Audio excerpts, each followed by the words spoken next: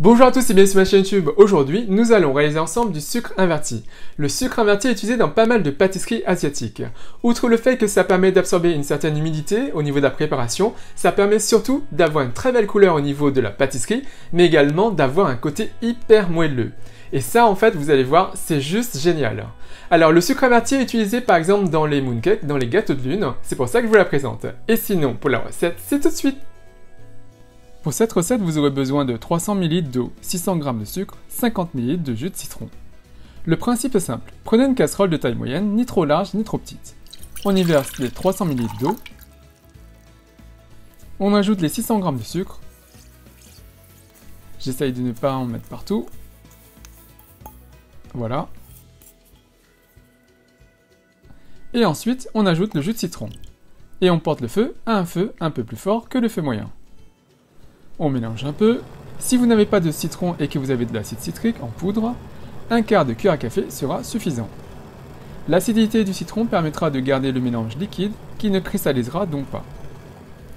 Dès que ça bout, on passe à un feu moyen et on va laisser mijoter pendant 20 minutes à petit bouillon. Le sucre inverti est très utilisé en pâtisserie asiatique.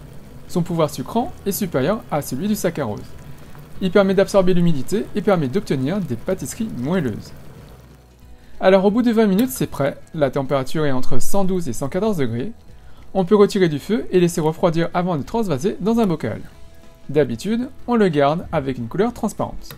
Mais comme on le fait pour des gâteaux de lune, il nous faut quelque chose de plus ambré. On va donc refaire chauffer et poursuivre la réduction pendant au moins 10 minutes. Il faut que la couleur soit un peu plus foncée. La température sera de 128 degrés environ. Et là, c'est prêt. On coupe le feu et on laisse la casserole un peu refroidir hors du feu. Attention, c'est super chaud, ne mettez pas vos doigts. On transvase dans un bocal en verre. Ne transvasez pas dans du plastique car ça risque de fondre. Et voilà. On attendra le lendemain pour pouvoir l'utiliser. Et ça se conserve super longtemps. Et il ne me reste plus qu'à vous souhaiter de bonnes préparations. Donc voilà, j'espère que cette recette vous a plu et comme vous allez voir, le sucre inverti est super simple à faire. Donc n'hésitez pas à l'utiliser et à rendre vos pâtisseries hyper moelleuses.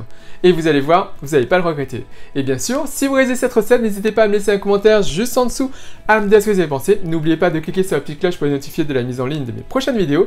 Et comme d'habitude, si vous avez apprécié cette recette, si vous avez apprécié cette vidéo, n'hésitez pas à faire un big thumbs up, à liker la vidéo, à la partager autour de vous, à vous abonner à ma chaîne YouTube, à me suivre sur les comptes Twitter, Instagram et Facebook. Et moi je vous dis à très bientôt. Bye!